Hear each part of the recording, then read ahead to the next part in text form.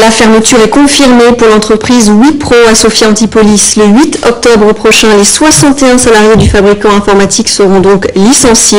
La direction indienne du groupe avait évoqué pour une première fois cette fermeture au mois de juin. Elle avait fait beaucoup de bruit puisque Wipro a bénéficié de plus de 5 millions d'euros d'aide publique dans le cadre du plan de relance. Sur place, Pascal Varnier, Frédéric Tissot.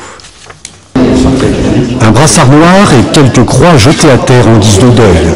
Les 60 ingénieurs de Wipro savent qu'ils vivent leur dernière semaine au sein de l'entreprise. La direction fermera le site de Sophia Antipolis début octobre. Je suis effectivement inquiet pour mon avenir, dans le sens où dans un mois on sera mis dehors. Et actuellement sur Sophia Antipolis, il y a beaucoup d'entreprises qui licencient et ça va être assez difficile dans les mois à venir de retrouver un emploi. Il y a 3 ans, c'était l'euphorie sur ce site de fabrication de Wi-Fi à usage des professionnels. Le géant indien Wipro rachetait la PME Nulogic. Des ingénieurs indiens, sourire aux lèvres, étudiaient sur place la technologie française. Au passage, la direction indienne encaissait aussi 5 200 000 euros d'aide publique.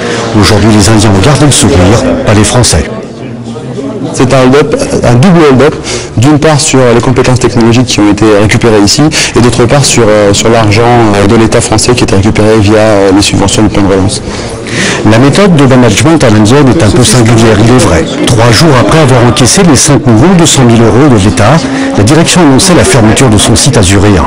Le directeur ici présent prétend ne pas être habilité à répondre aux journalistes. L'affaire crée une polémique et prend une tournure politique. J'ai saisi immédiatement le ministre de l'Industrie et je lui demande solennellement de tout mettre en œuvre pour récupérer cet argent et pour le réinvestir sur le site qui a besoin d'une revitalisation importante, puisqu'on sait que sur Sophia, il y a non seulement cette affaire-là, mais il y a aussi plusieurs centaines d'emplois qui sont menacés aujourd'hui. Contacté, le ministre de l'Industrie Christian Estrosi n'a pas été en mesure de répondre à nos questions pour cause d'agenda trop chargé.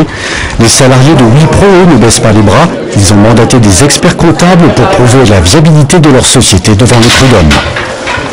Et dans le Var, chaque mois, depuis un an, 340 personnes font l'objet d'un licenciement économique. C'est une moyenne, mais elle reflète bien la réalité de la crise économique dans le département. En attendant les effets du plan de relance, les professionnels font le bilan. La situation est particulièrement délicate dans le secteur du bâtiment. Éric